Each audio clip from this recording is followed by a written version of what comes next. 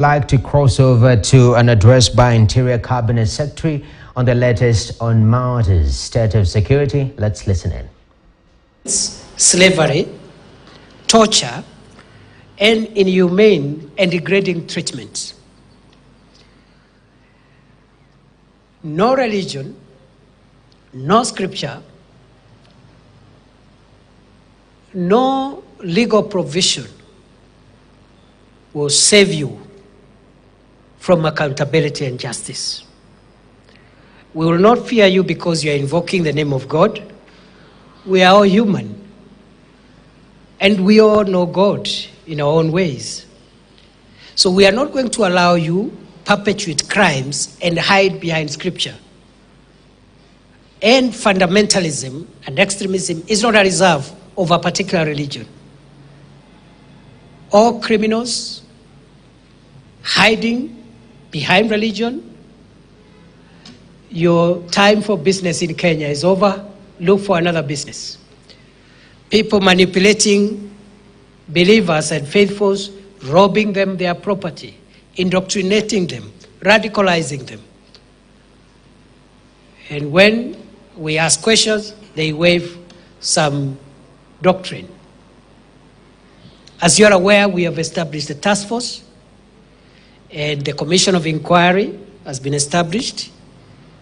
Those are some of the accountability mechanisms that will help us, but we are actively investigating, and we are zeroing in on a number of other Mackenzie-like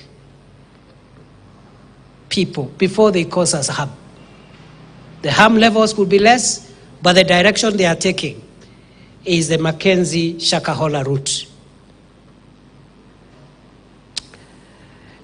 Finally, in terms of national security threats, is the rise of violent resolution of political, economic, and social disputes in our country. Let me start with politics. In recent months, although it has been a problem for a long time, politicians who have political grievances want to incite the public and use the constitutional provisions that are so clear and unambiguous. They use those provisions in a warped manner to imply that the fundamental rights and freedoms include the right to kill, torture, and loot people's property. I have said before, we are aware as government that we have a constitution, a very, very solid constitution, especially on the Bill of Rights.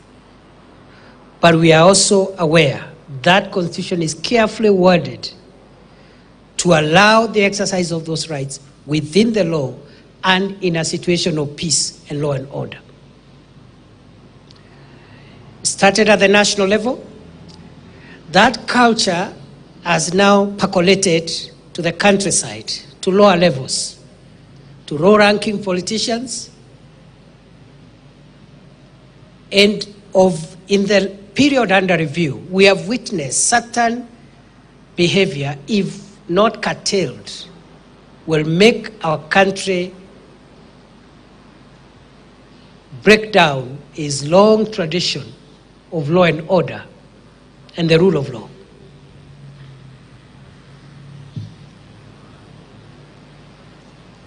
Last month, people, citizens, who had what I consider very genuine grievances against security agencies, decided they would storm the Wajir police station and try to overrun it, simply because they are aggrieved. And as I have said, I think the complaints were justified. Last week, citizens who, in my view, appear to have some grievances which appear genuine. Kericho and Bomet. What are they doing? Attacking police officers, burning police vehicles, burning tea-picking equipments, looting shops. When you ask, you're told, we have a freedom to protest and air our grievances.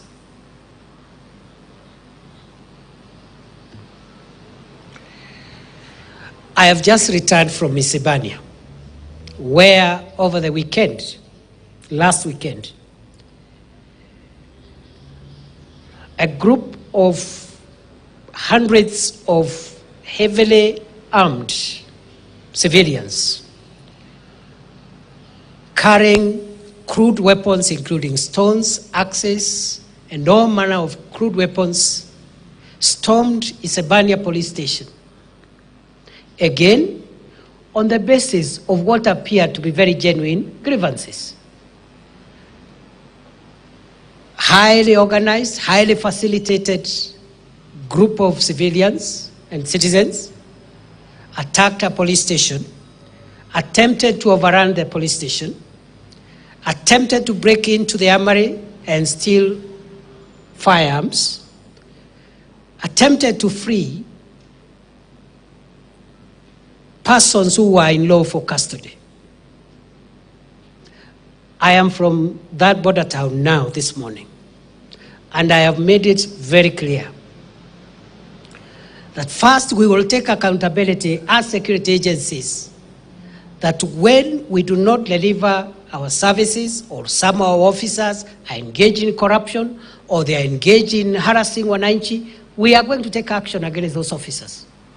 And I have said to the community there and all other affected areas where these grievances are emerging, I have said this government will side with the public, even when public officers appear to have violated their oath of office and broken the law. We will side with the public. And we are willing, the government will part ways with any public officer who misuses their authority for the sake of our country. And going forward, it will not be enough to transfer public officers whose conduct has clearly gone outside the services they are going to provide, and the public confidence has been lost, because transferring such an officer is transferring a problem from one place in this country to another place in this country. So we'll find ways of dealing with that. But I have made it very clear today, and I repeat here, it doesn't matter the nature of the grievances we may have. We must decide as a country to resolve our grievances, be they political, historical, security grievances, administrative grievances. We must resolve them within the law, peacefully, and within the structures established under our Constitution and the laws of our country.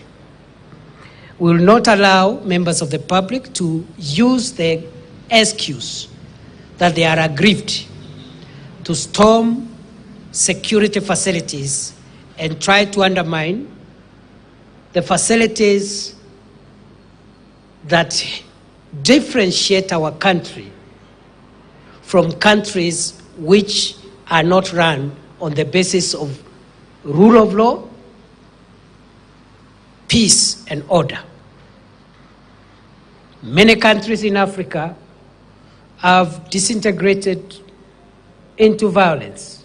And you know it starts like that. You are aggrieved somewhere, you attack a police station, you take their arms, you free people who are in custody, you have a problem with an officer, you go and hurt them or kill them. We cannot go that route. Any member of the public who tries to access or violate the integrity of a protected area or a security facility will be dealt with in a very, very firm and final manner. We'll apply the Constitution, we'll apply the law of our country, and we'll apply common sense. That behavior must stop. If you have grievances, let's resolve our grievances, air your grievances. If the OCS cannot listen to you, call the DIG. If the DIG can't listen to you, look for the minister. If the minister doesn't listen to you, look for the deputy president, look for the president. Look, let's find ways of having government attend to our problems. Please, fellow Kenyans, nobody in their right mind should think of trying to forcibly enter a protected area because it is against the Constitution of our country, and we will not tolerate that behavior.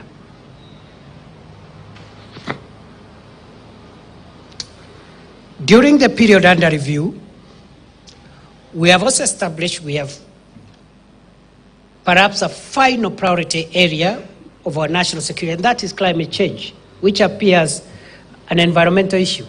But many of the problems we are grappling with security-wise, including banditry, are as a result of conflicts and irregular movements of people from habitual places of residence, and this is because of the climate change. So we are mainstreaming climate change into our national security priorities. Having said that, allow me to say this in a few minutes, and then I finish.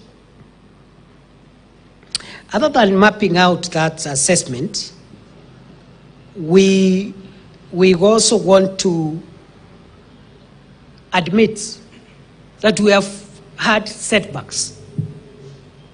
Even as we try to reduce the incidence of crime, deal with banditry, the fight against terror, illicit drugs, violent extremism, but we have also had setbacks.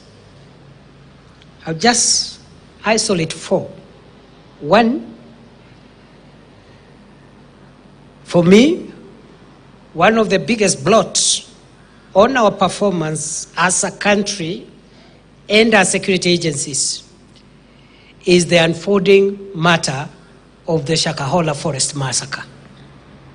For many years to come, I don't think we'll ever escape the blame, and I don't think we'll get the right words to explain how Shakahola happened, and especially how it happened in the manner in which it is unfolding. For me, the least that we can do is to make sure that it gives us enough lessons to make sure that it's never happened again. Setback number 2. We have done our own assessment during the period under review on our performance and service delivery as a ministry, in all the state departments, in all the agencies in this ministry. And that review was done objectively.